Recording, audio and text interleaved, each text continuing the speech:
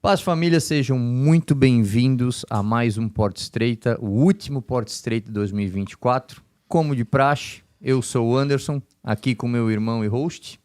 Olá, eu sou o Bernard, estamos em mais um dia. E hoje com uma pessoa que a gente já tenta trazer para o Porta Estreita desde abril, mas Deus preparou o tempo certo para isso. Estamos aqui hoje com o Apóstolo Casas. Apóstolo, seja muito bem-vindo aqui conosco, é uma honra te receber. E queremos conhecer agora, nesse primeiro momento, um pouco da tua história. Quem é o Apóstolo Casas? Anderson, Bernardo, obrigado. Obrigado pelo convite. Não vim antes, realmente, por causa de questão de agenda, né? E hoje estou aqui realmente para honrar o compromisso assumido, porque a minha agenda nesses dias está uma loucura. E foi com esforço, mas com alegria para estar com vocês, né? O meu nome é Jazizael Casas, esse é o meu nome.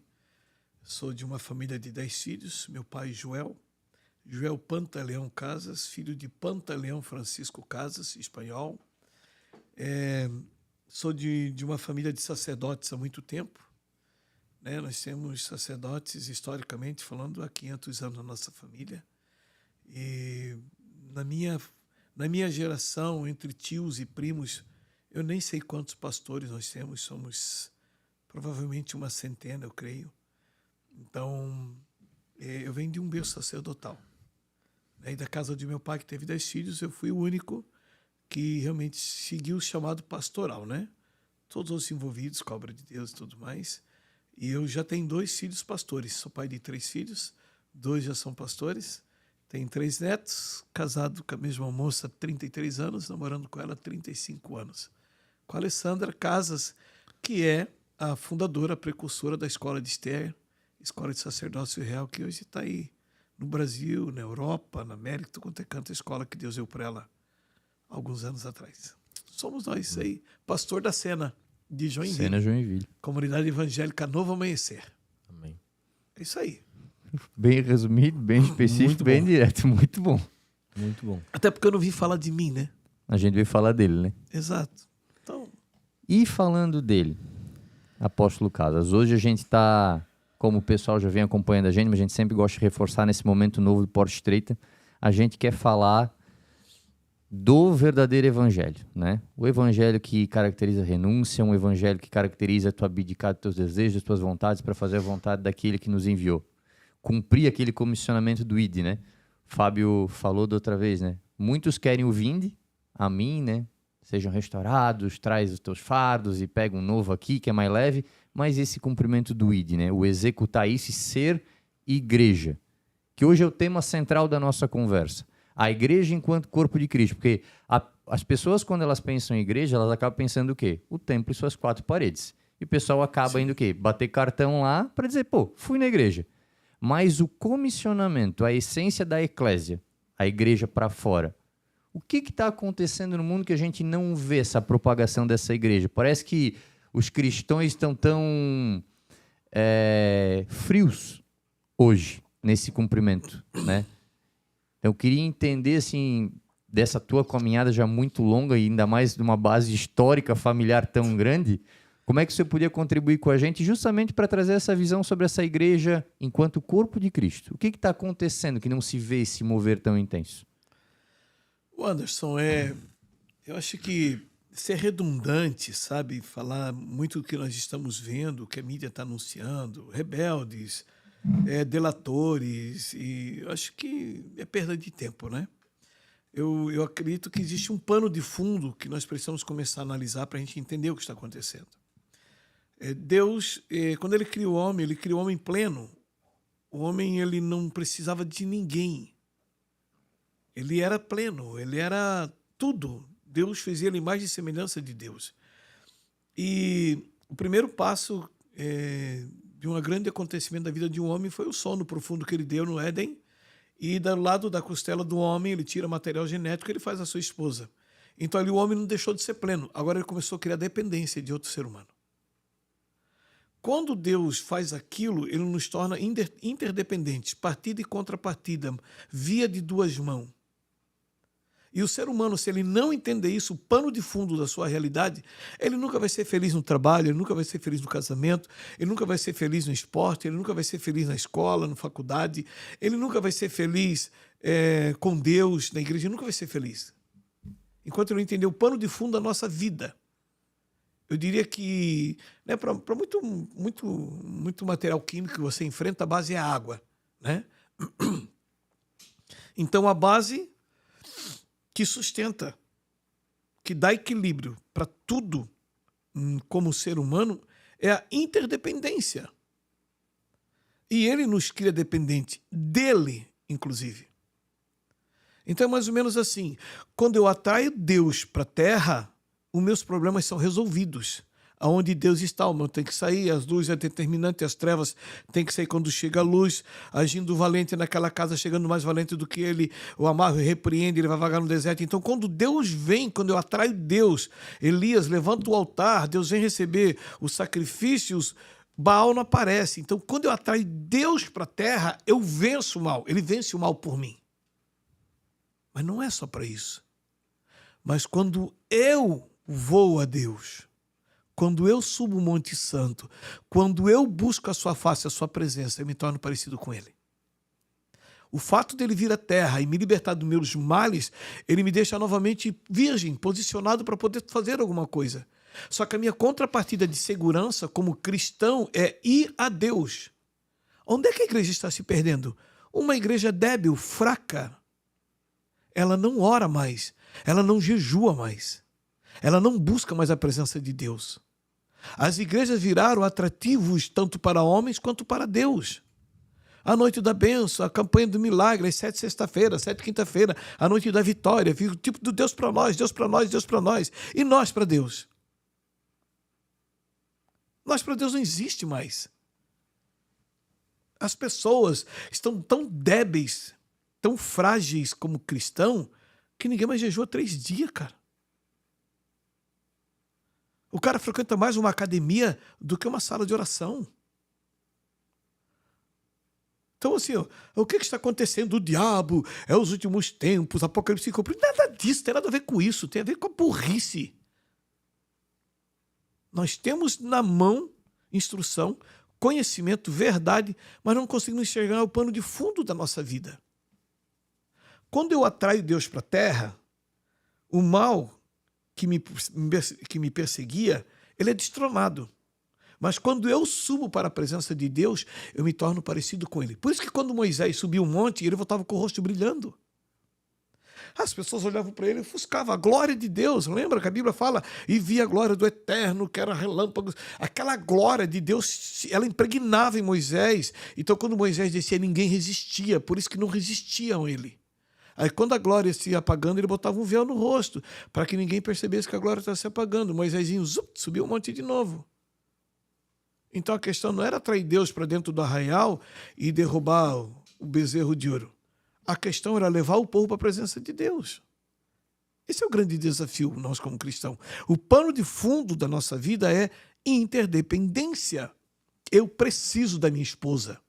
Eu preciso dos meus filhos, cara. Quando Deus me deu filho, meus filhos precisam de mim. Cara, eu me tornei dependente deles. No mínimo emocional. Uhum. No mínimo emocional.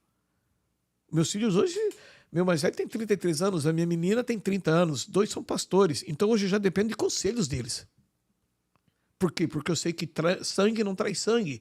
Então tem coisas que eu preciso só abrir para eles. E eles vão, não, pai, eu acho que é assim, assim, pá.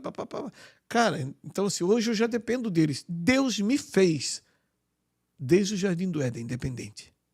Então, quando eu penso que a mochila que Deus me deu nas minhas costas, tipo assim, agora vai, filho, seja feliz. Que seja feliz. Não, pai, vem comigo. Eu não estou aqui para levar minha vida, o meu sucesso, o meu fracasso longe de ti. Eu não posso. Aí quando nós entendemos isso, Anderson, a gente começa a ser um crente de verdade, um cristão de verdade. Quando as pessoas olham para você e começam a ver Jesus em você. Porque é interessante agora tu falando, né, pastor, que a sociedade prega o contrário, né? Tu tem que ser o mais autossuficiente possível. É autoconhecimento, é engrandecer eu, é trabalhar no eu e o eu se torna cada vez mais forte e daí tu vai deixando de lado essa dependência. Porque realmente a dependência vem desde o Éden, desde a criação, né? Claro. Da essência do barro que estava lá e Deus soprou vida. E tu é dependente necessariamente desse sopro para poder caminhar. Pronto. Só que hoje a sociedade trabalha muito contra... Bom, o mundo já no caído, né? Todas as ferramentas que estão aqui são para ir contra isso, né? Claro. Ó, quer ver qual é o maior bem de uma empresa? O maior bem de uma empresa é o corpo físico humano. Não é o seu capital financeiro, não é o seu mobilizado, não são suas máquinas. É o corpo humano dele, seus clientes, seus fornecedores e seus funcionários. Se ele perder seus clientes, ele quebrou. Se ele perder seus fornecedores, ele quebrou. Se ele perder seus funcionários, ele quebrou.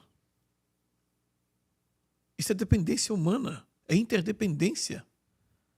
Então, quando eu tenho lucro nos meus negócios, eu gerei salário para alguém. E se eu não gero salário para ele, ele não gera lucro para mim.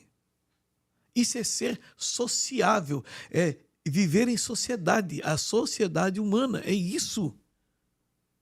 É um dependente do outro. É o cara que faz a graxa e é o engraxate que usa lá na calçada. Quando começa a entender essa interdependência, cara, acabou o individualismo. Você pode, você consegue. Você é nada sem ninguém. Ninguém chega lá sem ninguém. Cara, você olha aqueles caras que sobem o Monte Everest, né? Aquilo é muito top. Aí os caras com o cilindro de oxigênio, os caras subindo. Só que do lado deles vai aqueles aborígenes, os caras que vivem na montanha. Sem máscara de oxigênio, sem nada. Levando a mochila dos caras nas costas. Porque eles não conseguiriam chegar lá se não tivesse Sherpas, né? Sherpas. Eles não conseguiam chegar lá. Então assim, cara, Jesus, ele podia ter feito sozinho. Uhum. Era o ponto que eu queria chegar. Ele podia ter feito sozinho. Mas ele escolheu 12. Aliás, ele escolheu mais, ele mandou 70. Uhum. Ele podia ter feito sozinho. A gente pensa que, cara, não. Então, um dos segredos do sucesso de qualquer homem é descentralizar. Descentraliza, delega e cobra. Descentraliza, delega e cobra resultado. Pronto. Esse é o segredo de sucesso, qualquer área. Ministério, empresa, negócio, família, casa, esposa. Delega e cobra. Porque eu preciso de alguém, então eu preciso saber lidar com isso. A circunstância, ela me gera oportunidades. Só que as oportunidades, elas podem me trazer sucesso e derrota. Entendeu? Então, quando eu começo a entender isso, minha cabeça começa a mudar. Né? Hoje, eu sou pastor de uma igreja que deve estar perto de 3 mil membros. Cara, eu vivo viajando, vivo na estrada. Só que tem uma equipe pastoral, cara, fantástica. Só de pastores e pastoras são 38 pastores, Fábio? O Fábio está comigo aí. 38. A liderança da igreja, a última reunião que eu tive foi 530 pessoas, só a liderança da igreja. Aí eu sou pastor, nada, cara. Quem pastoreia a igreja comigo é esses 530, não sou eu. Isso é interdependência. Aí, isso é muito importante, porque eu começo a descobrir que eu sozinho, eu não chego a lugar nenhum. Não chego. Aí a minha dependência de Deus, ela é intrínseca. Eu preciso de Deus. Não é que eu não saiba o que fazer. Entendeu? É que eu não quero fazer errado. Uhum. Porque nem sempre eu vou estar certo. Então eu preciso dele para que eu não erre. Ou erre menos. Isso ele não tira. Ele chega a falar na sua palavra: eu é que sei os pensamentos que tem sobre vós. São pensamentos de paz e não de mal, para dar para vocês o fim que vocês desejam. Ele não revela o seu plano. Ele diz assim: eu já tenho um plano pronto, se tu quiser vir buscar. Eu tenho uma história legal para ti, se tu quiser. Isso é dependência. Nós precisamos de Deus. Então, quando os crentes parar de ir atrás de ídolo, parar de botar a mão embaixo da cabeça de alguém, receba, e criar vergonha na cara, e começar a ter um quarto de oração na sua própria casa, tirar meia hora, 1 hora, 2 horas de oração por dia, falando com Deus, acabou a demonice. Acabou o diabo entrar, destruir o casamento, destruir os filhos, destruir assim. Acabou, cara. Acabou. Porque agora ele não é mais trazer Deus para dentro do problema, é ele ir para a presença de Deus e o problema não alcança ele mais. Cara, isso é fantástico. Eu tive cada situação com meus filhos em casa incríveis, de eu chegar em casa e eu ver o que está acontecendo, chamar para conversar, meu filho chorar. Pai, me perdoa. Se eu vi, meu coração vai com você. Eu vi o que você fez isso e isso. O cara chorar igual um doido. Pô, mas o Espírito Santo me revelou por quê? Porque eu ando no lugar com Deus. Ando no lugar com Deus. Aí, cara, aí tô andando em outro lugar. É o nível. Aí estou indo no nível espiritual maravilhoso, o nível de aceitação do erro das pessoas também é um nível maravilhoso, porque agora você pratica a justiça, mas você não é um justiceiro, você é um misericordioso. Aí tu começa a andar que nem Jesus. Aí tu começa a ficar parecidinho com ele. Isso aqui é legal. Daí tu pode dizer que tu é cristão, né? Aí tu começa a ficar parecido com Jesus. Aí pronto. Aí o cara bate no teu carro. Aí o cara me perdoa. Tu diz, o senhor está bem? Não, cara, cara, eu não vi teu carro parou, eu bati. Mas o senhor está bem? Está tudo bem com o senhor? Não, está tudo bem mesmo, tá mesmo? Pô, eu bati. Não, mas fica tranquilo, você é só carro. O cara vai para esse bicho. Onde é que esse cara tá? Não tá Acho na que terra? a batida afetou ele. Esse cara não tá na terra? Esse dia a moça bateu no carro da minha esposa. A moça estava errada, ela invadiu a pista, bateu. E a minha esposa arrumou um mecânico para arrumar o carro da moça de graça. E a moça estava errada, me perdoa. 3 dias depois, a moça, eu quero que tu venha arrumar teu carro. Vou arrumar teu carro de graça para ti. Ela, peraí, que história é essa? Eu estou errado. Eu cruzei a pista, eu avancei a avenida. Eu sei, mas não tem nada a ver. Você não pode mandar arrumar, não vou mandar arrumar teu carro. Nossa. Sabe, Jesus, cara. Cara, se alguém te pedir a capa, dê até a túnica. Se alguém falou, vamos caminhar comigo aí, 1 milha. Não, vamos 2. E não é demagogia, não é discurso vazio. Não pode ser. Ele não pode ser. Porque senão o cristianismo que nós professamos, ele não é uma verdade. Ele não é uma verdade. Porque, cara, o que é justiça? A justiça humana é uma forma patética de reparar o erro que alguém cometeu contra outro alguém, mas que jamais será reparado. Não existe medida de justiça humana que consiga reparar um pai que teve um filho assassinado. Não existe. Uhum. Não existe medida humana que consiga reparar o trabalhador que trabalhou 15 anos para comprar um carrinho zero e é roubado na primeira semana. Não existe justiça que faça reparar esse carrinho dele zero. Não existe justiça humana. Por isso que ela é uma forma patética. Ela ameniza. Ela dá a sensação que algo foi feito, mas que não foi justificado. Agora, a justiça de Deus, o que ela é? Ela está muito distante da justiça humana. Justiça, segundo a palavra de Deus, é dar a alguém o direito que ele tem, mesmo que ele não mereça ou não saiba. Então ele não precisa ser um cristão para mim estender a mão e abençoar a vida dele. Não precisa ser. Né? Agora, esse ano, foi começo do ano.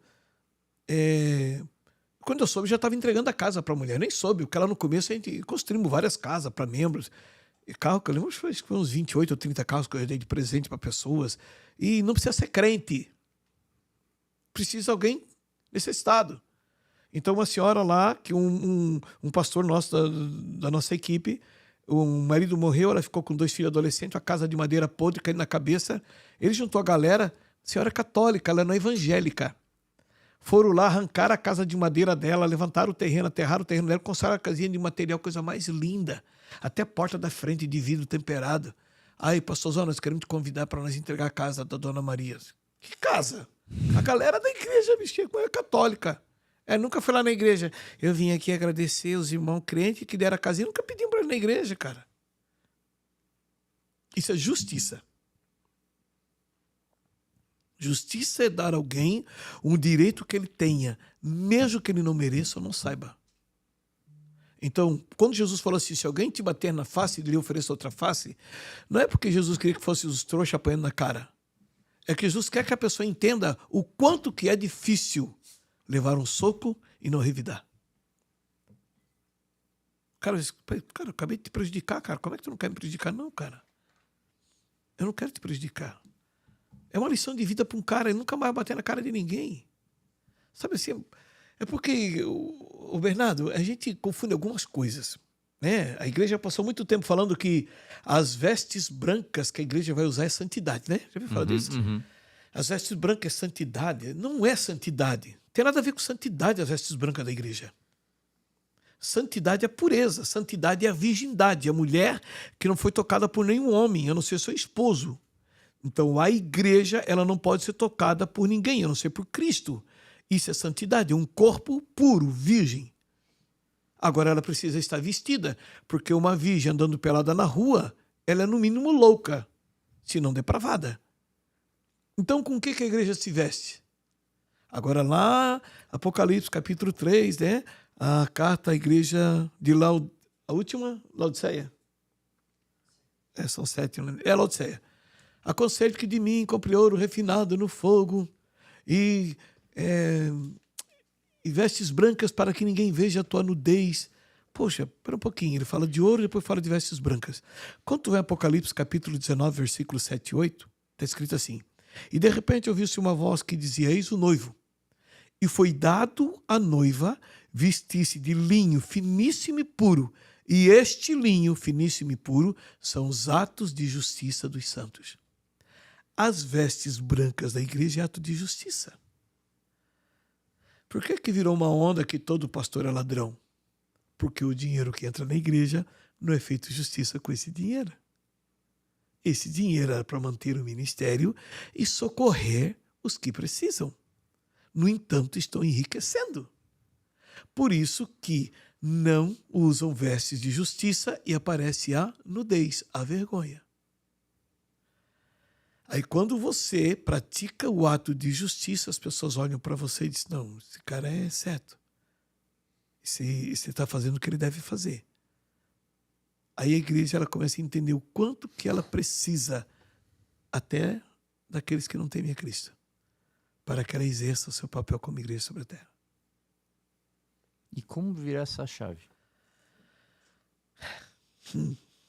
Porque aí tá o grande desafio, né?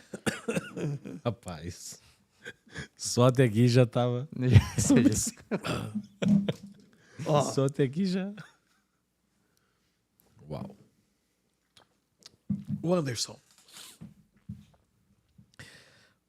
O Brasil, vou falar do Brasil, né? Porque talvez se eu falar o mundo, tem países que ainda tem muita carência de evangelização. Ainda que o evangelho já chegou em todas as nações da terra. Mas o Brasil ele não precisa mais de evangelização. Nós vamos fazer um trabalho de evangelismo, vamos para a praça. É jogar um balde d'água dentro de uma piscina, é mijar dentro do mar, na praia, não muda nada. Pastor, então não devemos mais evangelizar? Não. Eu acho perda de tempo. Tá bom, pastor, então o que devemos fazer? Moralizar o evangelho, criar vergonha na cara e parar de ser crente vagabundo. Que compra e não paga, que trai a esposa, que rouba, que mente, que é pornográfico, que engana o sócio, que rouba o patrão. Parar de ser vagabundo, criar vergonha na cara e começar a ser Cristo. O primeiro passo é esse.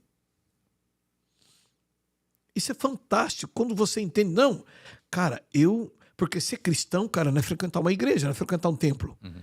Cristianismo, para mim, é um estilo de vida. Cristianismo é um estilo de vida.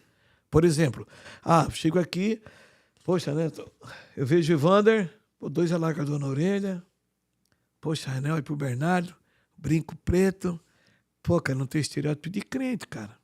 Por quê? Porque eu, no formato evangeliquei, eu sou muito preocupado com reputação. O que vão falar de mim, o que vão pensar de mim. Por exemplo, eu vim aqui para um podcast, o Apóstolo Casas. Eu vim de camiseta, que eu amo Vans. Camiseta da Vans está no meu carro. Chega ali, tirei, botei essa camiseta, essa camisa, para poder entrar aqui no podcast. Que vim. Isso é reputação. Cara, e sabe como é que funciona a reputação? Vamos por assim, lá está o Anderson contratando um novo entrevistador. Aí eu venho aqui fazer entrevista, aí eu pego e trago o meu currículo. Olha, eu já fui apresentador de tal programa, eu tenho faculdade de comunicação, eu sou repórter formado, eu tenho minha carteirinha da Associação dos Repórteres, eu sou um cara papapá. Então eu apresento o meu currículo para você, isso é reputação. Agora você vai conhecer o Casas, depois trabalhar com o Casas 1 ano. Isso é caráter. Então a igreja vive apresentando a reputação dela, mas o caráter dela é dúbio. Uhum. O mundo não vê mais Jesus Cristo em nós. E Romanos 8 diz que a ardente expectação da criação está aguardando a manifestação dos filhos de Deus. Cadê os filhos de Deus? Cadê os que dão outra face? Cadê os que não mentem, que não roubam? Aliás, cara, eu tenho muito empresário na igreja. Eu tô cansado de sentar com o irmão que sou empresário e falar para mim, pastor, eu não contrato mais crente. Ah, cara, dá licença, né?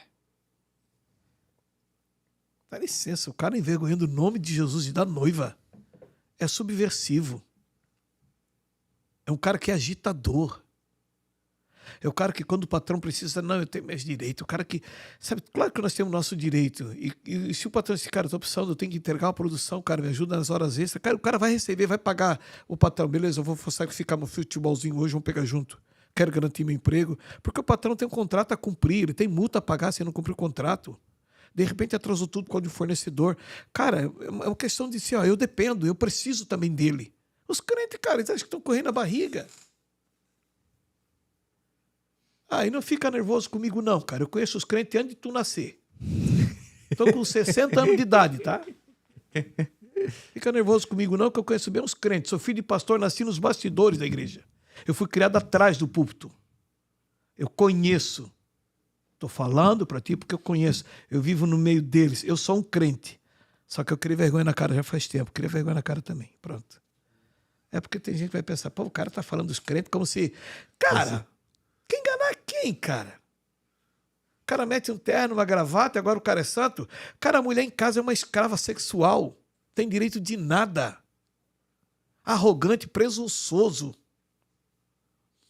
O cara fez um cursinho de teologia mequetrefe, põe um anelzão de teólogo no dedo e se acha um cara... Para com isso, cara. Como se teologia formasse pastores, cara. Pastor é vocação. É chamado. Né? Chamado, não é qualquer vocação. Então, assim, sabe, e fique tranquilo. Eu sou pastor de uma igreja que eu prego desse jeito. Ali o pastor Fábio junto comigo, ele sabe, eu prego desse jeito. E é isso que a gente sente falta hoje em dia, né? Porque a gente falava aqui nos bastidores, né?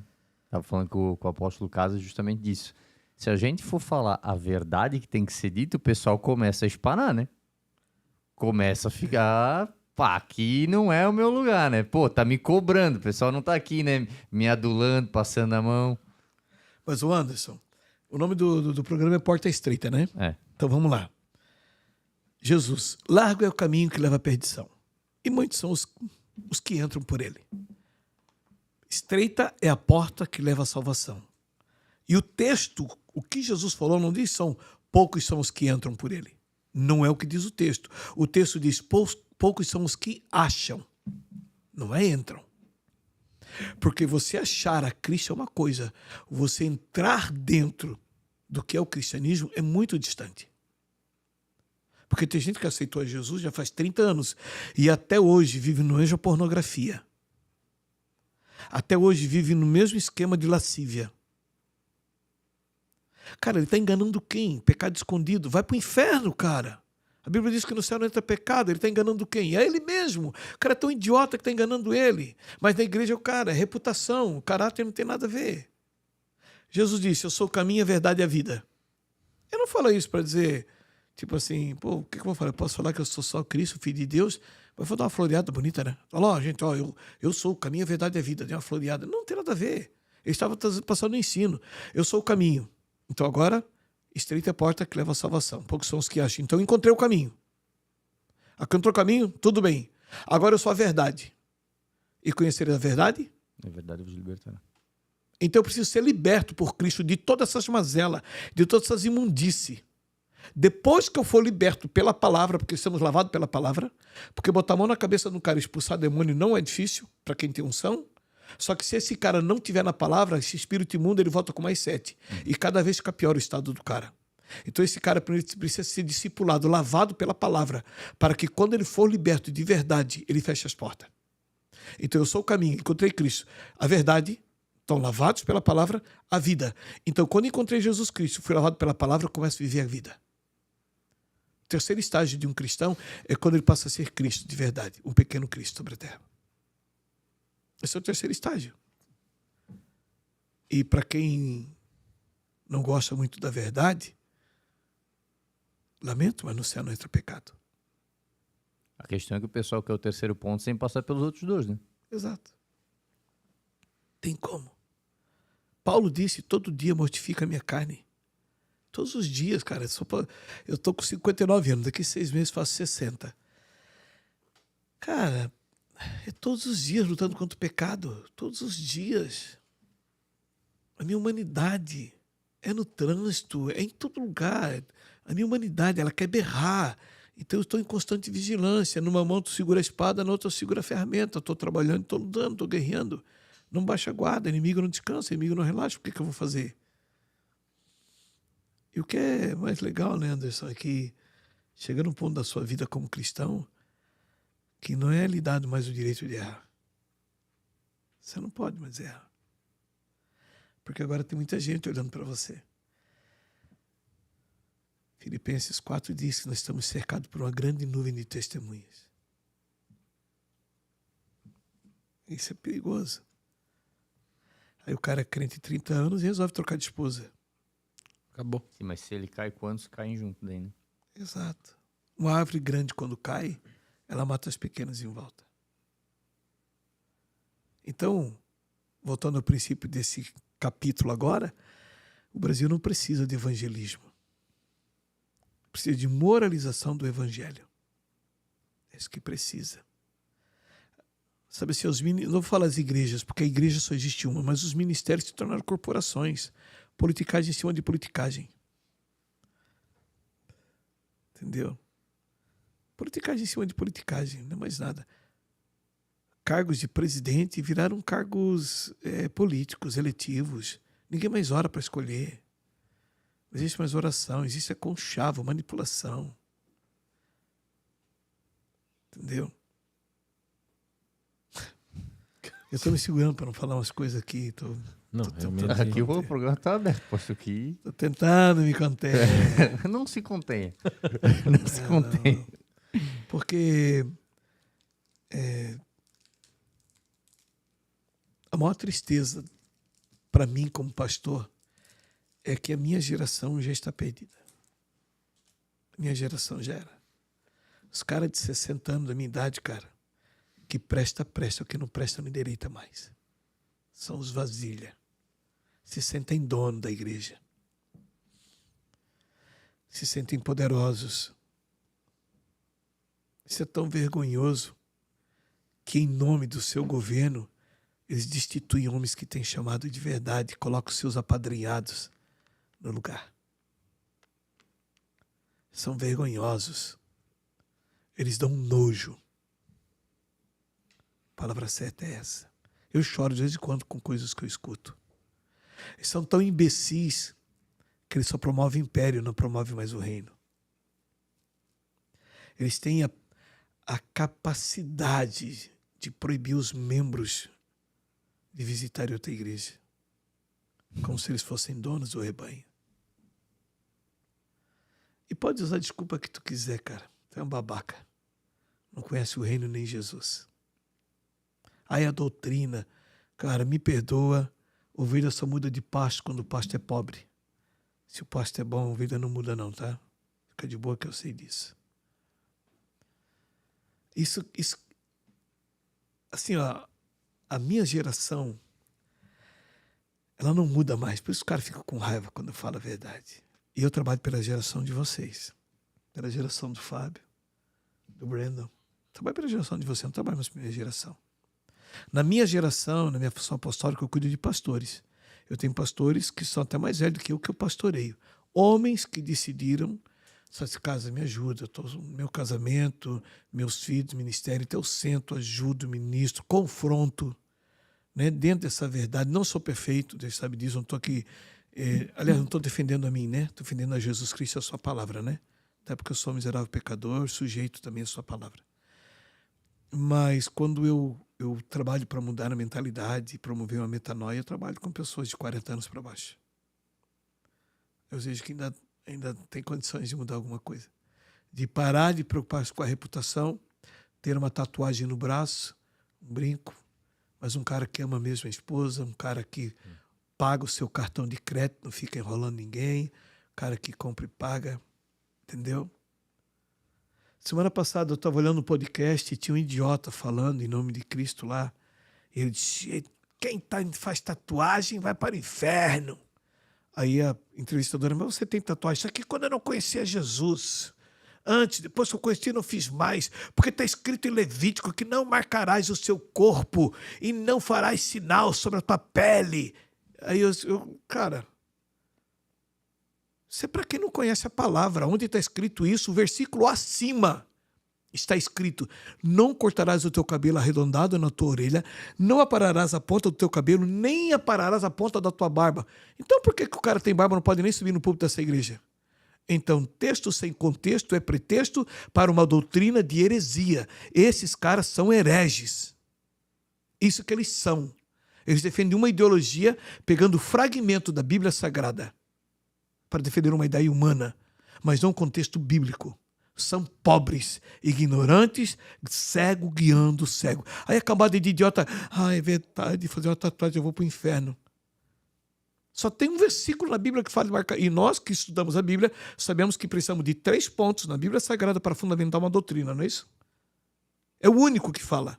E o versículo acima, não é nem outro livro, nem outro capítulo. O versículo acima diz que não pode cortar o cabelo nem parar a ponta da barba. Aí o que se faz com esse versículo? Eles rasgaram esse pedaço da Bíblia e... Tem muita imbecilidade em nome de Deus. Isso não é o evangelho. Isso é o império. Aí, quando o jovem nosso lá quer fazer tatuagem, eu digo, o que você vai fazer, cara? Deixa eu ver qual é a imagem. Outra, onde é que você vai fazer? Você pode estar indo no satanista. Sangue é a moeda mais cara do mundo espiritual. Você pode estar entregando teu sangue na mão do satanista, na mão de um bruxo. Vamos ver quem é o cara. Eu oriento por dentro da Bíblia Sagrada e muitos, inclusive, não fazem. Mas eu trago ele a consciência do ato, do derramamento do sangue dele, que vai marcar o seu corpo, por dentro da Bíblia Sagrada. Todo um contexto profético da ação que ele está fazendo. Acabou. Agora, eu dizer para o cara, não, está escrito que não marcarás. Inclusive, não marcarás pelos mortos, né? O único versículo diz é pelos mortos. Quer dizer que se você fizer uma tatuagem da minha esposa que está viva, então não é pecado, porque é pelos mortos que eu não posso marcar. Então eles não podem fazer isso. Não marcarás o seu corpo. Nem a parte B do versículo imbecil usa. E estava lá pregando, berrando, se espumando. Reputação versus caráter. Diametralmente oposto, né? Uma coisa é uma máscara, outra é realidade. Anderson, Jesus nunca se preocupou com a reputação. Ele expulsa demônio em nome de Beelzebul. Esse aí senta com os bêbados. Tá lá na casa de Zaqueu, ladrão, publicano. Ele nunca se preocupou com a reputação. Mas Jesus sempre apresentou o seu caráter. Tanto que quando ele entrega seu espírito na cruz, um dos soldados romanos olha e diz, esse verdadeiramente era o Filho de Deus. Não tem, cara. Ninguém faz o que ele fez se não for divino. Isso é caráter. E um dos apóstolos que mais entendeu a mensagem da cruz, que foi Paulo, ele fala justamente sobre isso. Eu não faço nada por homens. Né? Não é nada porque homens pensam, fazem. É sobre Cristo e é tudo sobre ele. Né? Pronto.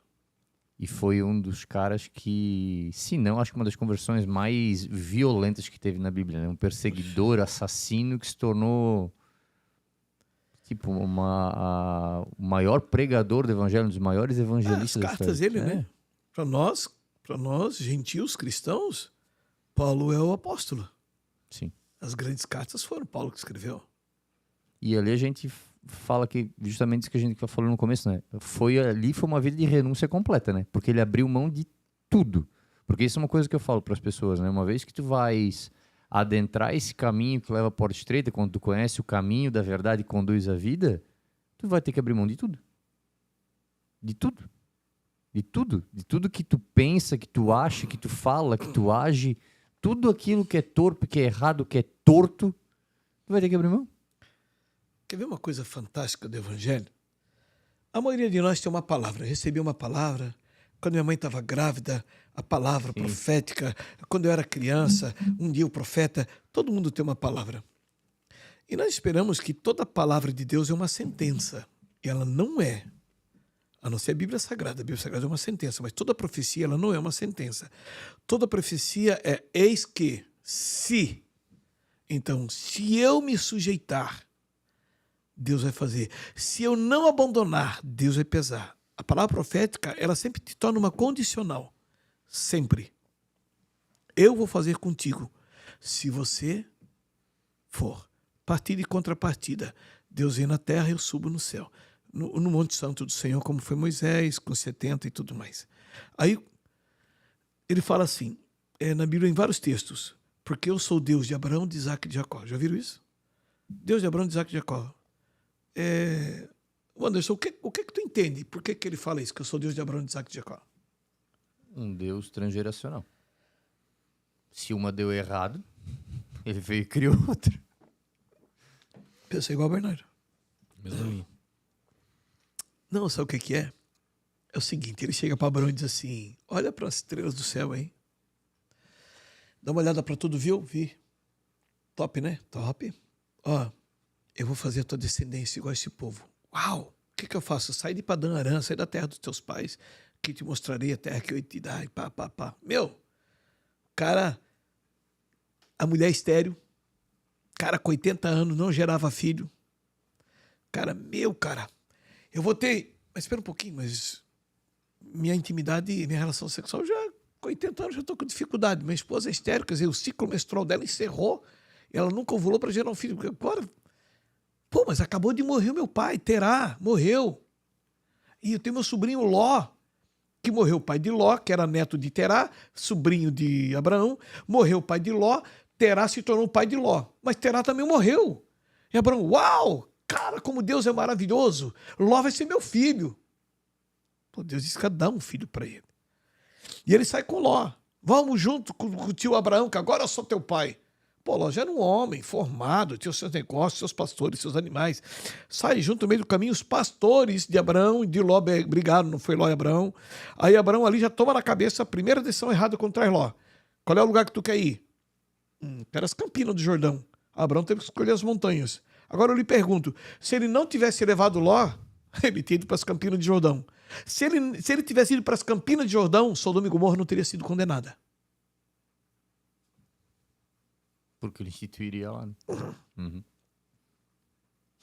Porque quando os anjos chegam na cidade de Sodoma, encontram Ló na praça, e os anjos dizem, vão ficar na praça. Não vou para minha casa. E os anjos insistiram para ficar na praça. Cara, a praça é lugar de comunicação, é lugar de revelação, mas Ló quis só para ele. Eu acredito que Abraão teria ficado na praça. Teria sido diferente. Teria sido uma apoteose. A glória de Deus tinha se manifestado e Sodoma tinha se arrependido. Eu penso que se Abraão tivesse ido sozinho, ele teria descido as Campinas do Jordão e a sorte de Sodoma e Gomorra tinha mudado. Irmão, e por favor, não me tenha como herege. Eu estou fazendo uma suposição, porque era para Abraão ter saído sozinho. E ele jamais escolheria aquelas montanhas de pedra. Porque eu já estive algumas vezes naquele lugar. Já estive no Oriente Médio algumas vezes, já subi lá o Monte Sinai também. Então, tipo assim, cara, o cara deixa as Campinas do Jordão extremamente fértil e pega o lugar da montanha que é só pedra e areia. Se Ló não fosse junto, eu não tinha deixado o cara escolher. Chegava ali, Jordão, montanha, pasto, pedra... Não tem água que descia lá dos irmãos, rios que alimentam o Jordão. Água, ela é meio esverdeada, cara, água do Jordão geladinha, cara. Tomei banho no Jordão, uma delícia. Eu tinha escolhido o Jordão, o Abraão também tinha escolhido, mas Ló não, tio, eu quero ir pro Jordão. Toma na cabeça, chegar lá na frente, pô, mas o filho que eu ia ter, perdi o filho. Ele vai lá e faz um filho em Agar. Tamo lá, nasce Ismael, dá todo o problema que deu. Aí Abraão morre, fica Isaac. Então a promessa que Deus deu para Abraão não se cumpriu, porque Abraão só teve um filho. Da gene de Sara, ou Sarai, que depois se tornou Sara, que é Isaac. Isaac agora, ele casa com uma mulher estéril também, que seu pai casou com uma mulher estéril, que era Sara. Agora ele casa com Rebeca, estéril também. Quer dizer que Deus disse, tá, vamos começar de novo. Vamos lá. Só que Isaac, cara, ele fica nulo. Ele é um cara que, né, os feitos dele, o que ele repassou, não falo do temor dele a Deus, mas digo do propósito. Ele ficou nulo, ele ficou parado. Ele pegou, assumiu tudo, cara, do pai dele e só tocou pra frente. O dia que Deus quiser fazer, eu tô aqui, beleza? Deus falou que ia fazer a multidão, eu sou aqui, Deus é o seguinte, eu sou a sequência do meu pai, pode fazer a multidão. O cara morre, ele só gera 2 filhos, ainda com a confusão que deu. Aí vem Jacó. Jacó recebe o direito para uma genitura. Em todo o contexto e toda a trama de Jacó com a sua mãe contra Isaac, você sabe. Beleza. Só que é o seguinte, Por que ele para? Eu sou Deus de Abraão, de Isaac e de Jacó. Porque Jacó entendeu. Direito à primogenitura, a impressão, né, que no Evangelho a gente pensa que é assim, agora o cara tem as promessas de Abraão. Não tem nada a ver com isso. O primogênito é quem herdava a fortuna da família. A herança não era dividida. Está entendendo, Anderson? O filho mais velho, quando o pai morria, ele governava a fortuna. É igual ao reinado. Uhum. O filho mais velho governa, todos desfrutam, mas ele que governa a fortuna da família. Então Jacó tem o direito de governar a herança de Abraão e de Isaac, que não era pouca coisa. Era mais do que o direito da primogenitura no sentido de receber uma promessa. Era a riqueza da família. Eu não sei em que texto, em que contexto que a mãe dele fez tudo aquilo, mas provavelmente Esaú era o filhinho do papai e Jacó era o filhinho da mamãe, então ela foi se garantir com Jacó, seu filhinho. Pode ter acontecido isso, o contexto pelo qual ela incentivou Jacó a fazer aquilo. Só que Jacó, mano, quando ele vê que ele tem um direito a toda a fortuna, ele zera a conta. Ele se desencilhou do velho homem. Ele abre mão do direito de primogenitura no sentido da fortuna. Ele abre mão da herança do pai. Ele abre mão de tudo. Ele zera a conta. Ele sai da casa do seu pai como Abraão devia ter saído, sem nada. Abraão só devia ter saído com Sara. Ele sai só com um bornazinho, um pedaço de pão velho, talvez dentro, umas 2, 3 garrafas d'água. E ele vai a pé para a casa do seu tio, Labão. Cara, um cara que tem direito a uma fortuna, ele zera a conta. Ele diz, tá bom, Deus, daqui para frente, zerei o game. Agora é eu e tu. Tudo que eu tinha abri mão. Como é que vai ser o fight agora? Cara, ele faz isso 2 vezes. Uma quando ele sai da casa do pai dele, a outra quando ele volta para a casa do pai dele, que ele passa a família toda do Jordão e ele fica sozinho e luta com um anjo. Ele zera contas, vou lá. Sabe, o cara que entendeu que para você viver o que Deus tem, você tem que ter uma contrapartida. Eu me sujeito, eu crio total dependência de ti. Não sei no que vai dar, mas eu hoje decido, eu dependo de ti. Abre mão de toda a minha segurança. O que tu queres de mim? No primeiro encontro, Deus bota uma escada no céu, os anjos subiam e desciam. Aquela escada é revelada lá em João, capítulo 1, versículo 51. Quem era a escada aqui, Jacó viu, né? Jesus Cristo. Agora está posta uma escada entre os céus e a terra, sobre a qual os anjos de Deus sobem e descem. E essa escada é Jesus Cristo, o Filho do Homem. Então a escada que Jacó viu era Jesus. Aí tá bom. Ele vê, os anjos sobem e descem. Então a primeira revelação, Jesus. Segunda revelação, os anjos estão do meu lado. Eu oro, eu peço, eles sobem, a resposta e descem. Eles não estão lá, eles vêm. Eles estão aqui, eles vão. E a terceira revelação, eu não preciso de nada. Eu só preciso da presença. Por isso que quando ele acorda, cara, ele pega aquela pedra que ele dormiu como travesseiro de pedra, quer dizer, preocupações na humanidade dele, o que vai ser da minha vida. Eu não sou caçador, o que vai ser da minha vida, eu só sei cozinhar, eu vivi em casa. Ele deita e Deus fala, cara, tu zerou a conta, agora toda a tua estrutura você perdeu, agora eu vou te mostrar quem eu sou. Quando você zera a conta, cara, daí ele aparece.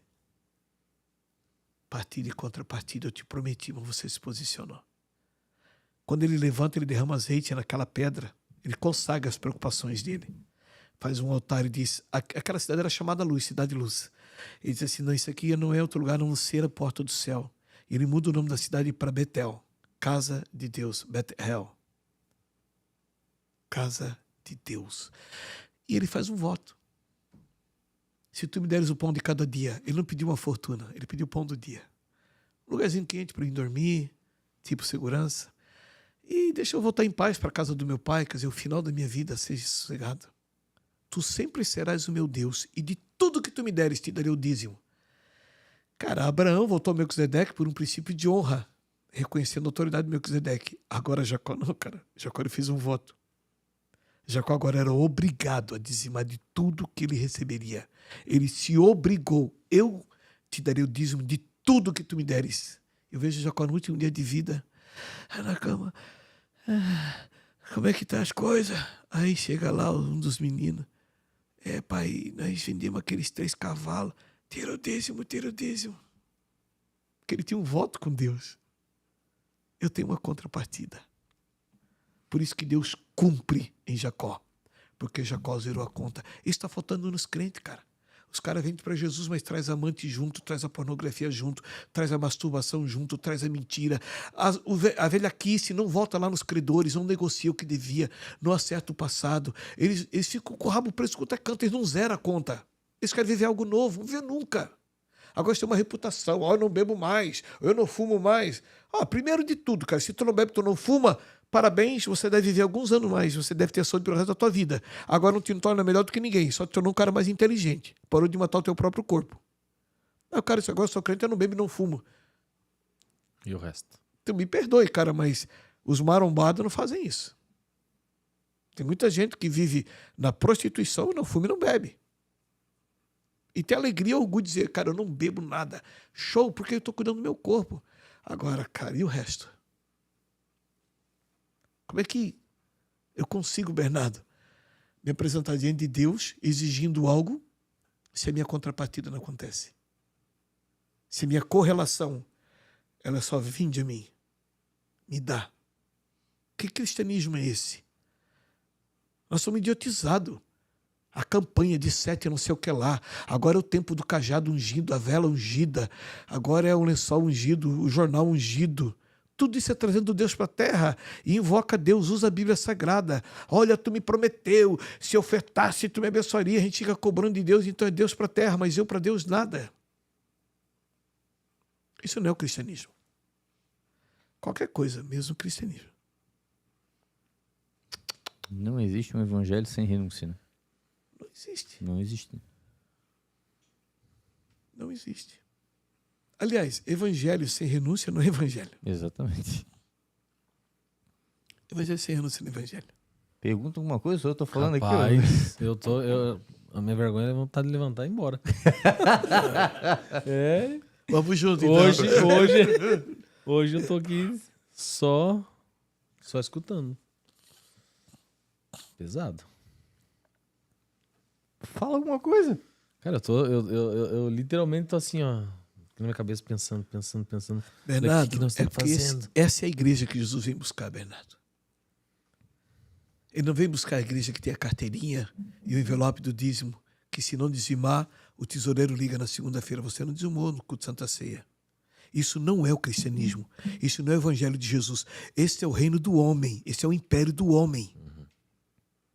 Eu quero um versículo bíblico, ou meio versículo, ou um quarto de um versículo que diga: o seu nome tem que aparecer no rol dos dizimistas.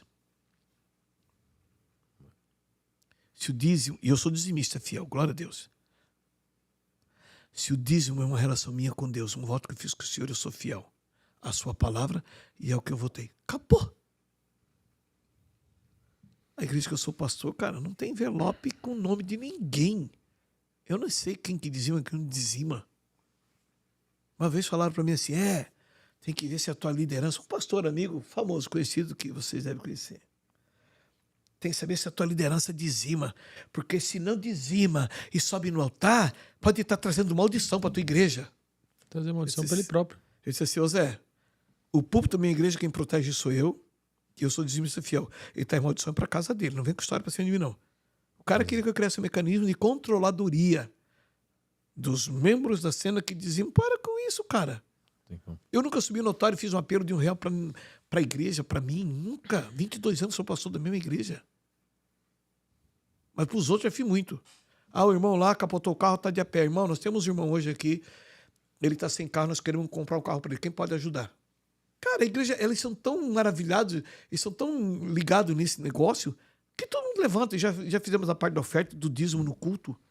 Esses dias a filha do pastor Selmo, lá de Paranaguá, ia para missões, aí fizemos oferta e dízimo. Disse, irmãos, nós precisamos fazer uma oferta. A filha do pastor Selmo, ela está indo para missão, ela foi para um país lá do Oriente Médio, pá. A igreja levantou, botou quase R$14 mil no caixa, no altar. Sim, questão de 5 minutos. Por quê? Porque eles sabem que ali ninguém está explorando ninguém. E do jeito que foi contado, na hora, o pastor Fábio contou, na hora, fotografado, mostrar aqui o valor, estou mandando para ela, tá? E passou vivo, acabou. Então, é uma fantasia que criaram como igreja. Mas, Bernardo, tu tá com a Bíblia aí, né? Tô. Abre Isaías capítulo 4 aí, por favor. Ah, gostei da King James, é a que eu uso.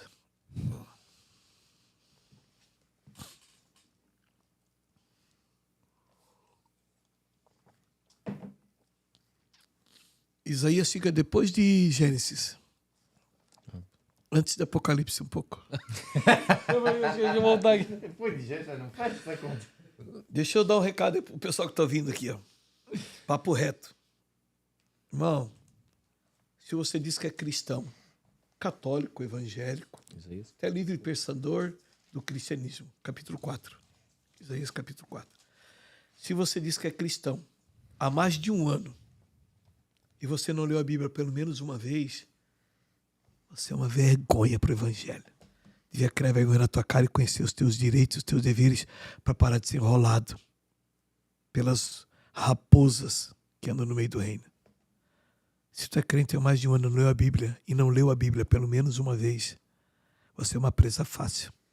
Vai conhecer os teus direitos, os teus deveres. Só a Bíblia revela. Beleza? Quem Isaías está escrito 4. aí? Versículo 1, Isaías 4, 1. E naquele dia, 7 mulheres... Presta atenção, lê devagar.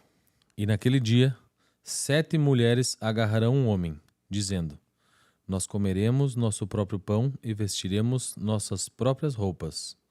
Somente permitas que sejamos chamadas pelo teu nome, a fim de remover nossa desonra.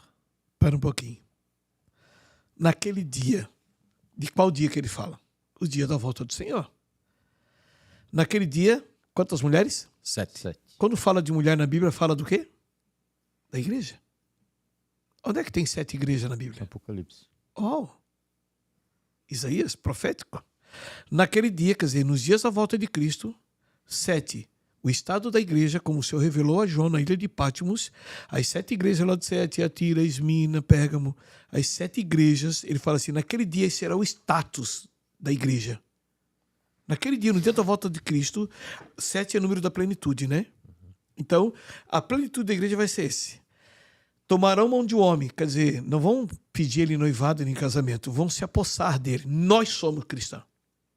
Nós comeremos do nosso pão. Pão fala do corpo. Não é mais o corpo de Cristo, é o meu corpo. Quer dizer, se você não é membro da minha igreja, você não pode nem participar da Santa Ceia aqui. Na minha igreja eu só participo porque é membro daqui. Aí é legal porque você fala assim, não, porque tem que saber se a pessoa está com a vida com Deus. Cara, o cara é tão... Eu ia falar babaca, mas vou tentar amenizar. O cara ele é tão estúpido quando ele fala que ele precisa saber da vida do cara, que ele é um pastor que não recebe ninguém no gabinete. Tem membro na igreja dele que já faz 3 anos, 5 anos que ele não visita. Como é que ele conhece a vida desse cara que está tomando Santa Ceia? É muita hipocrisia. Ele quer enganar quem? Isso é um como é que se diz? Ah, meu Deus, não é um privilégio, faltou o nome agora. É algo que agrada a alma dele. Não, se você não é membro daqui, não pode participar dessa ceia. Por quê? Porque aquele corpo não é mais de Cristo, é o corpo dele. Nós comeremos do nosso pão. E nós vestiremos das nossas vestes. Vestes, falamos no começo, fala de ato de justiça. Nós vamos fazer ato de justiça segundo o nosso entendimento, não segundo a tua palavra. Tipo assim, ainda cita a Bíblia. A palavra manda socorrer aos domésticos da fé. Não, fala primeiro aos domésticos da fé. Primeiro não é por último. Então, quando eu tenho alguém dentro da minha congregação passando necessidade, eu supro a necessidade dele. Agora, suprida a necessidade dele, eu olho para os de fora. Mas eles não olham para os de fora. Tanto que, se não for membro, você não consegue nem pegar uma cesta básica na congregação. Tem que ser membro. Não, fica dando cesta básica para esse católico, para esse macumbeiro, para esse espírita, para esse ateu, para esse... Aí fica dando... Cara, espera um pouquinho, cara. Que Jesus é esse que eles conhecem? Fico julgando os outros por causa da religião deles, dizendo se merece comer, não merece comer. Que é isso? Que cristianismo é esse? Aí tu vai visitar uma igreja dessa, o diácono do passo, quando vê que tu não é membro da igreja, chega lá de brinco, cara, primeiro que vão perguntar se tu quer aceitar Jesus, e segundo, quando passar com a ceia, ele não entrega para você, porque aquele corpo não é o de Cristo, é o deles. Então, naquele dia, 7 mulheres tomaram a mão de um homem, dizendo, nós comeremos do nosso pão e vestiremos das nossas vestes. tão somente tira a nossa desonra. Quer dizer, nós não queremos ser chamada de seita. Nós queremos ser chamada de igreja evangélica ou de igreja cristã. É isso que eles querem. Mas querem fazer do jeito deles o evangelho. Foi o que Jesus denunciou para João lá na ilha de Pátimos, as 7 igrejas, as 7 mulheres de Apocalipse, que Isaías também denuncia aqui no capítulo 4. Agora o versículo 2.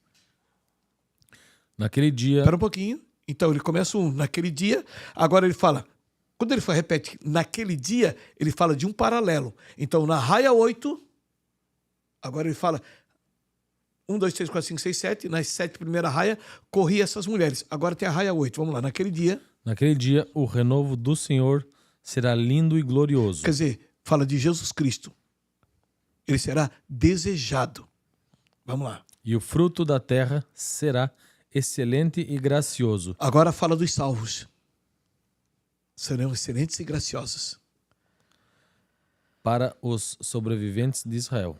Tá, aqueles que não foram exterminados. Vai indo. 3. E acontecerá que aquele que é deixado em Sião Sião fala temor a Deus. e o que restar em Jerusalém Jerusalém fala centro do propósito. será chamado santo. Todos que estiverem onde? Cada um que está registrado entre os viventes em Jerusalém. Agora fala do livro da vida. Presta atenção aqui. Eu não quero surtar ninguém aqui hoje, mas... Que já ficou sem falar nada. Eu já tô assim... Bernardo, Não, sensacional. Anderson, profeticamente falando, 7 é plenitude, 8 é o número da eternidade. Então ele fala da 8ª igreja, aqui é eterna. Aquela que sobreviveu em Israel, quer dizer, carrega o nome de povo de Deus, mas manteve-se viva. Estava em Sião, temendo a Deus, em Jerusalém, no centro do propósito, que tem o seu nome escrito entre os vivos, quer dizer, está no livro da vida, entre os salvos. É esta igreja que ele vem buscar. E queira ou não queira, não me importo, porque a Bíblia fala isso. Ele disse, naquele dia muitos dirão, Senhor, em teu nome expulsamos demônios, falamos novas línguas, profetizamos. Cara, era a igreja do reteté, cara. E eu sou do reteté, eu sou pentecostal, eu amo. Só que esse cara, eu não te conheço. Porque tinha um estereótipo de crente, mas não era um crente. Vivia os seus luxos, os seus prazeres, os seus caprichos. Ah, agora eu lembrei. Ele cria uma regra pelo seu capricho, não pela palavra. Quando ele fala a parábola dos bodes e das ovelhas, ele não fala do mundo perdido, ele não fala do ímpio. Ele não fala do pervertido e do crente, ele fala da igreja, o rebanho dele. O rebanho. Naquele dia, ele vai separar bodes e ovelhas, 7 e 8. Quando ele fala do trigo e do joio, ele fala do seu campo. Talvez diga que o campo é o mundo. Ali ele fala do trigo. Um certo homem, né, plantou uma lavoura de trigo e de noite veio o inimigo e semeou o joio no meio e tal. Então não arranque o joio para que não aconteça de arrancar o trigo. Não arranque, porque o Senhor quem vai separar. Ele vai separar no seu campo. Foi semeado o joio. Então ele separa o joio do trigo. O joio vai para o fogo e o trigo vai para o seu celeiro. Agora o mais fantástico que ele fala da igreja é as 10 virgens. As 10 virgens, cara, é fantástico. Ele não fala do mundo perdido, ele fala da igreja. Virgem fala da igreja. 10 é número também inteiro. Então, assim, ó, encerrou o tempo dos gentios. Agora ele chama as 10. A metade vai atrás de quem brinca, né? Perdão, senhor, usar essa palavra, mas de quem negocia. Melhor dizendo, então, retira essa palavra que brinca, em nome de Jesus. Mas de quem negocia unção. Vai atrás de quem vende azeite. E a metade vai ficar cheia do azeite. O que isso está acontecendo? Sabe aquele filmezinho que está todo mundo na igreja, de repente a metade some, os outros ficam procurando? Isso não vai rolar na volta de Cristo. Os santos vão estar juntos. E as 7 pervertidas vão estar continuando fazendo o que elas estão fazendo. Afinal de contas, elas estão cheias. Tens dita, rica sou e de nada tenho falta, mas eu te digo, és pobre, cega, nu e miserável. E ela continua dizendo, não, nós temos uma estrutura boa, nós somos ricas, nós temos tantos milhões no caixa da igreja. E Jesus está falando, e elas são tão idiotas que elas não estão ouvindo. Nós temos tantas congregações, só império, nada de reino. Até porque se fosse alguém no reino, eles tinham pelo menos o dízimo em almas da cidade que eles são. Nem o dízimo eles conseguem ter em almas. Eu não estou denunciando, eu estou declarando. Essa é uma verdade. Aí quando você pega, você fala aí, olha o que está acontecendo com a igreja, é isso. Nós afastamos. É Deus para nós, mas nós para Deus não precisa mais.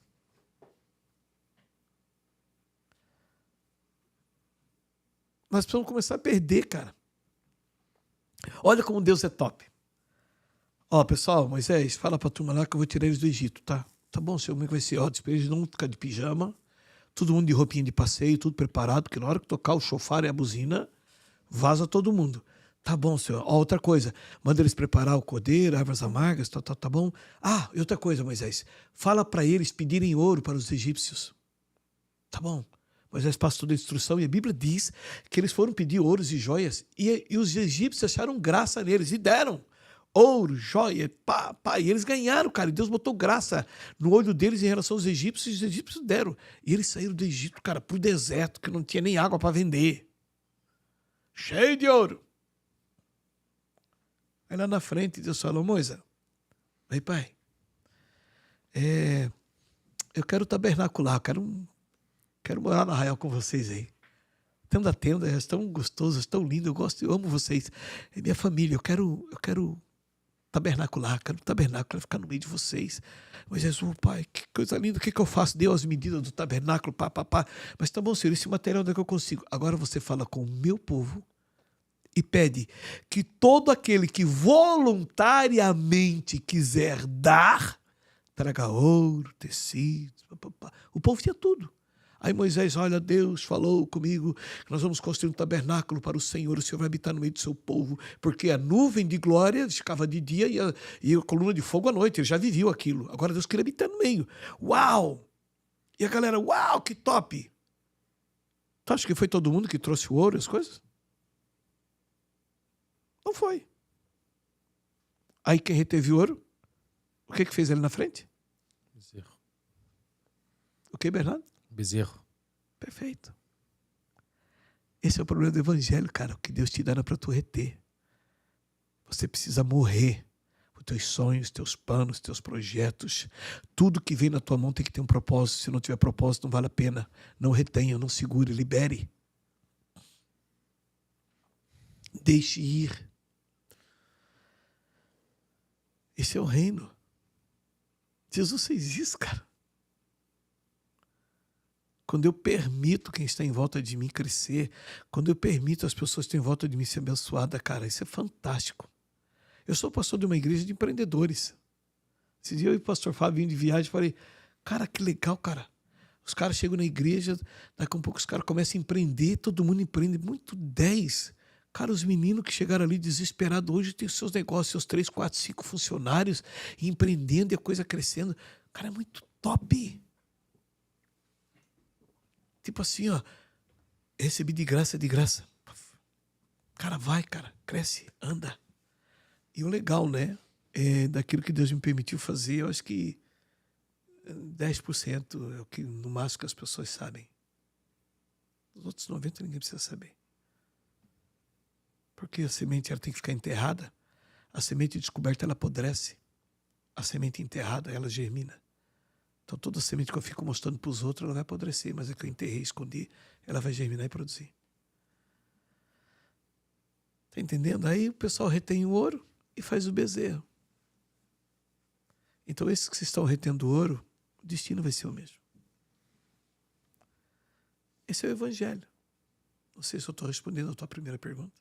Respondeu com muita propriedade. Pode continuar.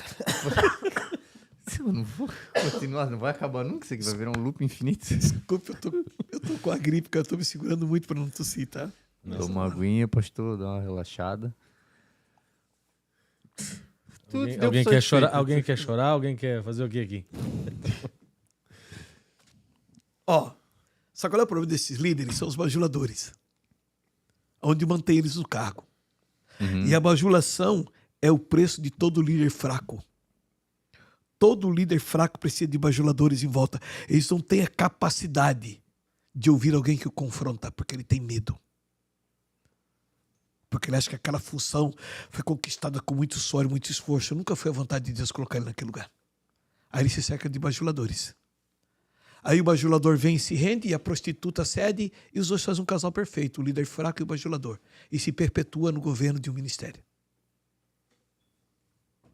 E daí perpetua um evangelho falso, fraco e superficial. Claro. Aí o que eles fazem? Eles dizem que honram o seu líder, mas por trás eles falam mal, não concordam com o que o cara faz. E honra sem respeito é bajulação. Honra sem respeito é bajulação. Então, às vezes, o Luiz Emílio tem uma frase que ele diz, rebelde, muitas vezes, não é o cara que saiu. Rebelde, muitas vezes, é o cara que ficou, não concorda com mais nada, mas ele não quer perder o cargo, a função, não concorda com mais nada, e ele diz, eu estou aqui para mudar essa situação. Que nada, está ali para murmurar.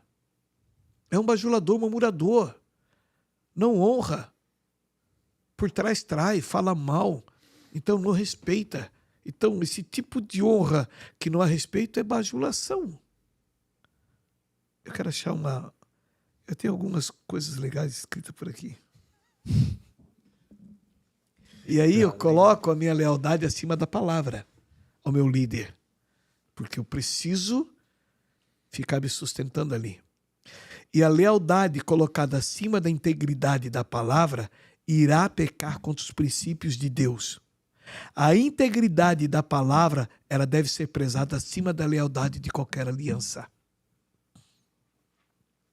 Ela deve ser prezada acima da lealdade de qualquer aliança. A esperança que eu tenho é que se levante os eunucos, né? Aqueles que estavam do lado de Jezabel. Porque Jezabel não é uma prostituta, não é uma mulher que chega na igreja toda prostituída, com roupinha colada. Jezabel não tem nada a ver. Criar esse estereótipo para Jezabel, mas Jezabel nunca foi prostituta. Jezabel é a mulher que manda no lugar do homem. O espírito de Jezabel, ela governava o espírito de demônio que agia em Jezabel, que ela mandava no lugar de Acabe, seu esposo. Então, quando uma igreja que Cristo não governa mais, que é o líder da igreja que governa, o espírito de Jezabel se instalou ali naquele governo. Pronto. Então, a esperança minha é que os eunucos que estão do lado, como está do lado de Jezabel, 2 ou 3 eunucos, ela estava lá em cima, ela se enfeitou com uma das filhas de Israel, eles empurram ela e ela cai. Quando ela bate no chão, o sangue dela espirra nas paredes e nos cavalos. Parede fala da estrutura que sustenta ela, os cavalos falam da força do homem, cavalo. Mas não espirra em Jeú, porque era o profeta de Deus, o que estava denunciando ela. Certo? Vou ter que pirar mais um pouco aí. Aí, os cavalos passam por cima dela. Meu Deus. Os cavalos passam por cima dela. Os cavalos passam por cima dela e a destroçam. Quem que veio comer as carnes dela? Agora eu não lembro. Os cães. E os cães são? Havia um homem chamado Lázaro. A parábola de Cristo, então, o ensinamento. Havia um homem chamado Lázaro. Ele ficava à porta do homem rico, desejando comer das migalhas que ele jogava fora. E morrendo... Aliás, e Lázaro tinha uma doença chamada lepra. E morrendo Lázaro... Um pouquinho. Não, e Lázaro... Acho que eu tenho um texto anotado aqui. Ora, havia um homem rico, isso, Lucas 16, 19. Ora, havia um homem rico que se vestia de púrpura e de linho finíssimo e vivia todos os dias regalado esplendidamente. Havia também um certo mendigo chamado Lázaro, que jazia cheio de chagas na porta do rico. E desejava alimentar-se com as migalhas que caíam da mesa do rico, e os próprios cães vinham lamber-lhes as chagas. E aconteceu que o mendigo morreu e foi levado pelos anjos para o seio de Abraão, e morreu também o rico e foi sepultado. E no Hades ergueu os olhos, estando em tormentos, e viu ao longe Abraão e Lázaro no seu seio. Para um pouquinho. Parábola, né? Lucas 16, 19 em diante. O homem rico representa O cara que não teme a Deus é bem sucedido. O cara tem amante, vagabundo, negocia, mas um cara inteligente, um cara apto para negócio, que isso é um dom que Deus dá para um homem mesmo que não conheça a Deus, mas Deus dá esse dom, e o cara consegue negociar e ficar milionário, mas ele é um homem rico, que não tem temor a Deus, mas vive regaladamente. Lázaro é o cara que teme a Deus, mas tem uma vida miserável. Mas por que ele tem uma vida miserável? Porque Lázaro era leproso. E a lepra, Bernardo, é a única doença da Bíblia Sagrada que tem conotação com pecado. O pecador em Israel ficava leproso, que blasfemava, que murmurava, ficava leproso. Miriam ficou leprosa, o rei ficou leproso dentro do templo, expulsaram ele e assim por diante. A lepra, você ter uma ideia, quando alguém era curado da lepra, ele tinha que se apresentar ao sacerdote ou ao sumo sacerdote. Ficava peladão na frente do sumo sacerdote, o cara via se não tinha mais lepra, e ele dizia, Deus perdoou ele. E ele é reintegrado à sociedade, à família e tudo mais. Então, Lázaro, ele era um homem temente a Deus, mas que tinha um pecado oculto, uma lepra. Por isso que ele não vivia nunca a plenitude, a vida dele era sazonal. O cara que não deixou as coisas para trás. Ele vivia bem, vivia mal. O cara que não conseguia nunca prosperar. E sonhava um dia em ter alguma coisa, via os outros crescendo, mas ele não prosperava, porque ele tinha um pecado oculto, escondido. Só que o problema de Lázaro não era o pecado dele. O problema de Lázaro era quem tratava ele. Os cães lambiam a ferida. Quer dizer que os cães, eles iam, Anderson, frequentemente fazer asepsia. Tira o pus, limpa bem a ferida, né? Come aquela secreção, deixa na carne viva, só que é o seguinte, ao mesmo tempo eles depositam bactéria. E amanhã, daqui 2, 3 dias, quando o cão volta, está cheio de pus de novo, ele vai se alimentando. Aí quando eu entendi isso, eu pensei, Deus, eu sei que é o rico, eu sei que é Lázaro, mas quem são os cães? Deus, quem são os cães? E eu comecei a soltar, e comecei a estudar a Bíblia, comecei a estudar. Aí fui para o Novo Testamento, né? Não jogai pérola aos porcos, nem o que é santo aos cães. Eu esperei, Jesus, tu não seria redundante. Porcos é demônios. Cães, demônios, não são demônios. Quem são os cães? Daqui a um pouco, Paulo, livrai-vos dos maus obreiros e livrai-vos dos cães. Opa, peraí, Paulo está falando da liderança da igreja? De quem que Paulo está falando? Livrai-vos dos maus obreiros, livrai-vos dos cães. Peraí, do que está falando? Chega Apocalipse, e fora ficarão, e os cães ficarão de fora. Eu esperei, Jesus. Não, peraí. Agora pegou pesado. Tu não vai deixar de fora o Yorkshire. Eu gosto muito. Não, cara, eu amo. Eu tenho um Yorkshire lá. Cara, o nome dele é Zoe. Vida de Deus. Era um barato. Não, você não vai deixar. Eu sei que não é o cachorrinho, eu sei que não é o canino. Quem são os cães? E aí eu comecei a estudar. Aí eu tipo assim, Senhor, por favor, abre aí, Bernardo, tu que é o leitor da noite. E ele me disse quem eram os cães que cuidavam de Lázaro, aquele crente que não conseguia vencer o pecado. Casamento destruído, finança destruída, saúde destruída, mas ele tem um estereótipo de crente. Ele tem uma reputação, só não tinha um caráter. Isaías 56. Verso 10, 11 e 12. Ali ele revela quem são os cães que pastoreavam Lázaro. 56, 10, 11 e 12. Isso. Ler? Pode ler. Seus vigias são cegos. Vigia quem está na torre. Cego, Serve de nada. não é vigia. Eles não dão conta de nada. Eles são todos cães mudas. Quer dizer, cão que está no quintal para proteger a casa e não late, não protege. Incapazes de latir, dormindo, nada fazendo, amando cochilar. Quer dizer, à noite, quando o patrão dorme, que é para ele cuidar, ele dorme junto. Sim, eles são cachorros vorazes, os quais nunca se fartam. Quer dizer, são insaciáveis, só pensam neles. E eles são pastores que não... Opa! Eles são quem? Pastores? Repete? Eles são pastores. Ah, tá. Tu inventou, Tei? Tá aqui, tá na Bíblia. Tá ali. E é legal que Tá qualquer aqui. versão da Bíblia Sagrada que você pegar vai falar a mesma coisa. Pode continuar. E eles são? Eles são pastores que não podem compreender. Quer dizer, não podem, porque não estão sob a luz da palavra. Eles todos olham para o seu interesse próprio. Quer dizer, tá te amando pensando nele. Cada Então, por um isso para o que seu quando ganho. o cara, quanto mais dinheiro tem na congregação, menos afrontado em relação ao pecado ele é, ou confrontado. Porque vai que o cara para de dizimar. Então. E é o cara que é mais visitado normalmente.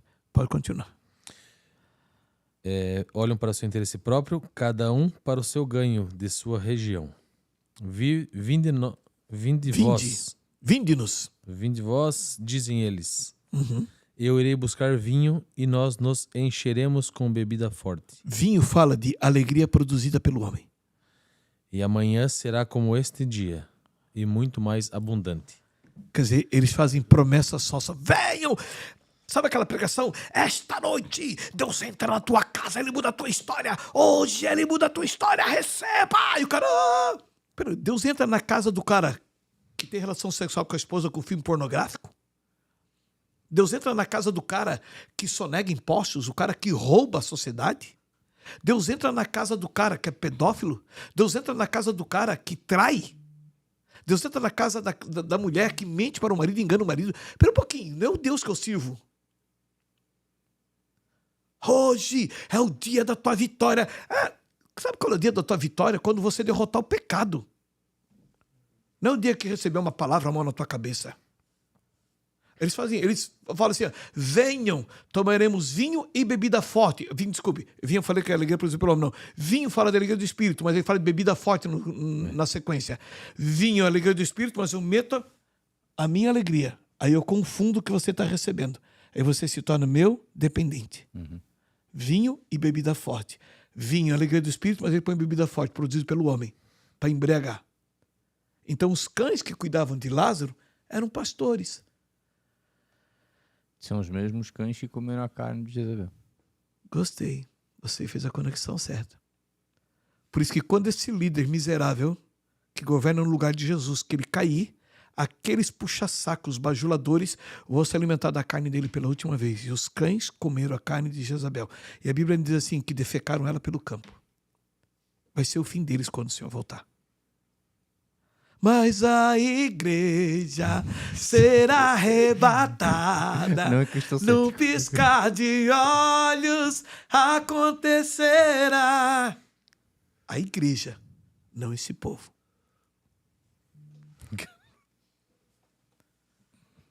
Mas a igreja será arrebatada. Não podia ir sem a palhinha, né? Não tinha como, senão não era o caso. Se não cantar aqui, não tem como. Forcei a voz aqui. Eu me dou por satisfeito, se eu tô... Porque esse papo aqui eu sei que, meu Deus, se pegar... Se continuar, vai... Não. Não tem fim.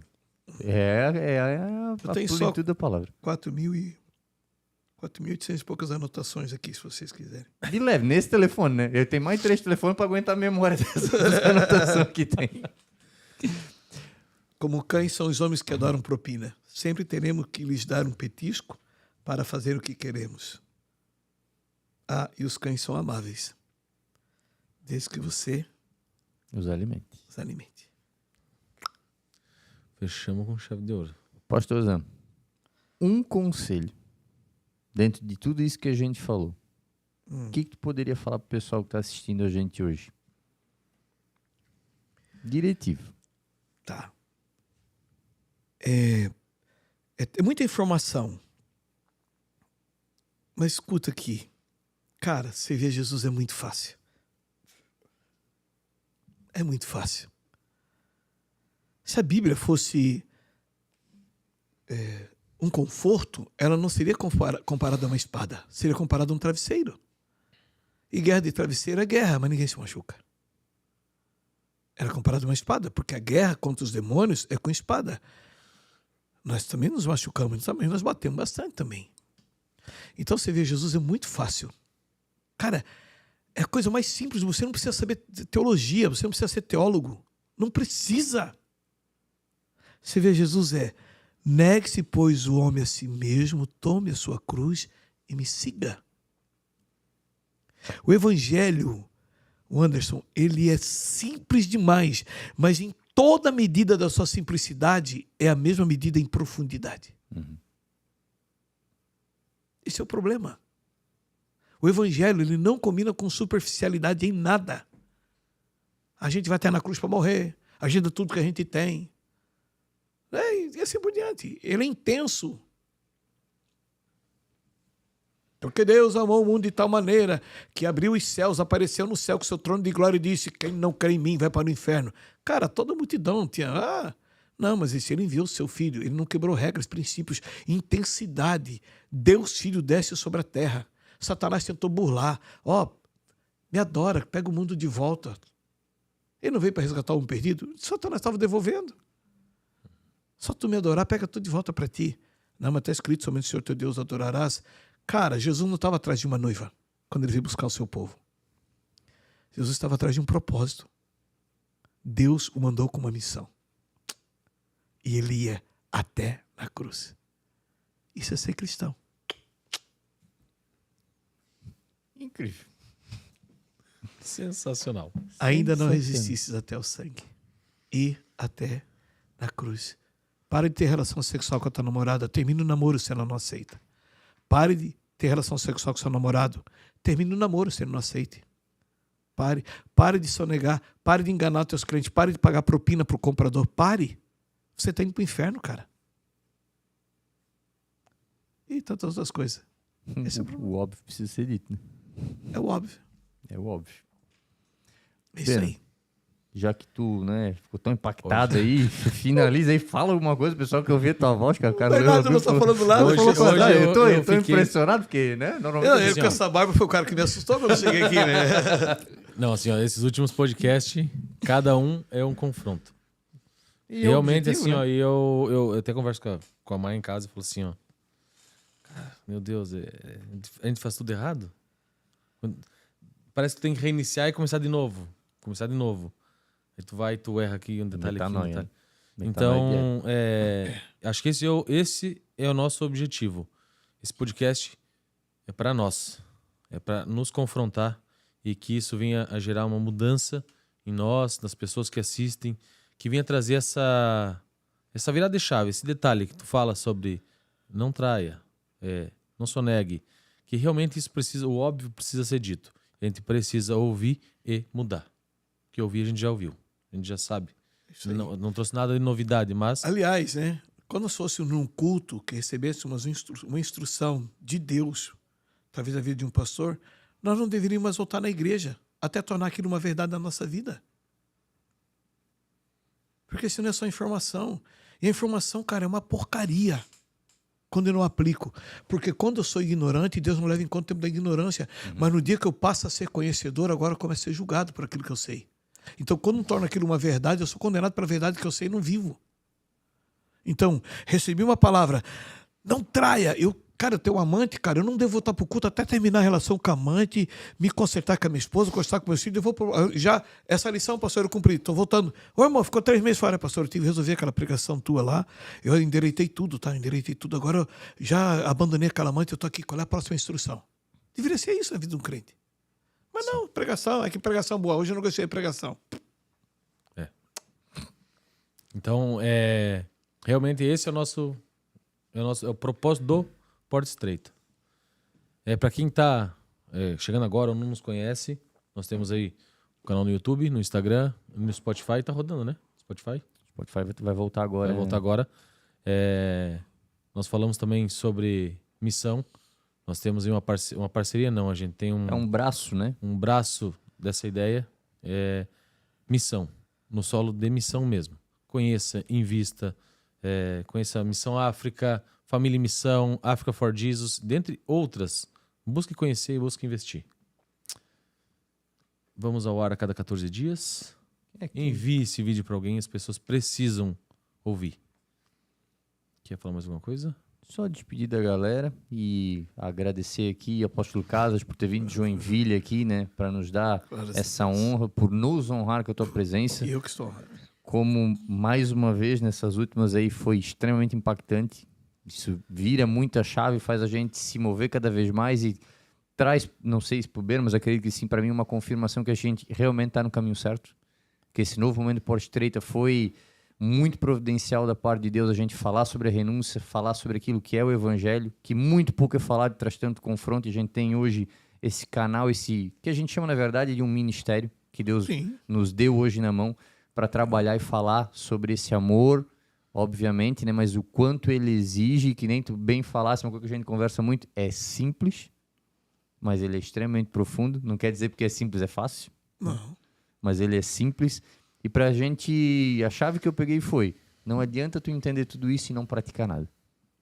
Né? Isso para mim foi assim, a cereja do bolo dessa conversa. Porque tu pode ter todo esse conhecimento, pode assistir esse podcast, ele pode falar muito contigo, falar, não, realmente eu estou errado e agora eu sei fazer o que é certo, mas se não fizer, de nada adiantou. É culpa o diabo, culpa todo mundo. Sempre vai terceirizar para alguém. Terceirizando, é isso aí. Sempre vai terceirizar. Então, no mais, galera, esse foi o último podcast 2024. 2025 a gente volta aí com força total, com muitas novidades. E agradecer a cada um de vocês que estão aqui conosco. Como o Berando falou, a gente é um braço estendido à missão na África. A Bel, o Emerson, o pastor Osney. Tem o Pix aqui, que vocês podem estar fazendo ofertas. A gente direciona para lá. A gente não tem nenhum fim lucrativo. O objetivo é justamente auxiliar o órfão e a viúva dentro daquelas capacidades que a gente tem, dentro daquilo que a gente consegue levantar. E, mais uma vez, agradecer a cada um de vocês. E, realmente, compartilhem esse vídeo com alguém que precisa ouvir essa mensagem, porque de glória em glória a gente vai alcançando vidas através de outras vidas. Então, se você está aqui hoje conosco, acompanhou, alguma coisa falou com você, leva isso para alguém, porque vidas precisam ser alcançadas e precisam ouvir sobre Cristo. E aqui é um braço estendido também para isso. Deus abençoe a todos, um forte abraço e até 2025 no próximo Porta Estreita. Um abraço. Valeu! Viver segundo a vontade de Deus é andarmos neste mundo como os seus filhos, como os seus embaixadores, revelando o que Ele é e não o que somos. Deixar a vida de Deus fluir através de nós, abrirmos mãos de nós mesmos, de nossa vontade, manter os nossos olhos nas atitudes do Senhor, no seu querer e na sua vontade, esvaziar de nós mesmos e nos encher do Espírito, deixar o Senhor crescer em nós, para que os nossos atos revelem o Deus que conhecemos. E vivemos a vontade do Pai em cada momento de nossa vida, em cada relacionamento, em cada contato, na forma que expressamos, no que falamos, no que revelamos, nas atitudes que manifestamos. Viver a vontade do Senhor é ser o que Ele é sermos em atitudes semelhantes a Jesus, pois temos nele o exemplo de como agradar e alegrar o coração do Pai. É fazermos as coisas não para nós mesmos, mas para o cumprir e realizar da vontade dele em tudo. É olharmos as pessoas da mesma maneira que ele olha. Sejamos filhos, mas filhos que vivem e revelam ao Pai todas as ações, em todos os relacionamentos e contatos que realizamos. Não estamos aqui para fazer o que achamos, pensamos ou para defendermos os nossos interesses e o nosso querer, mas estamos aqui unicamente para fazer a vontade do Pai.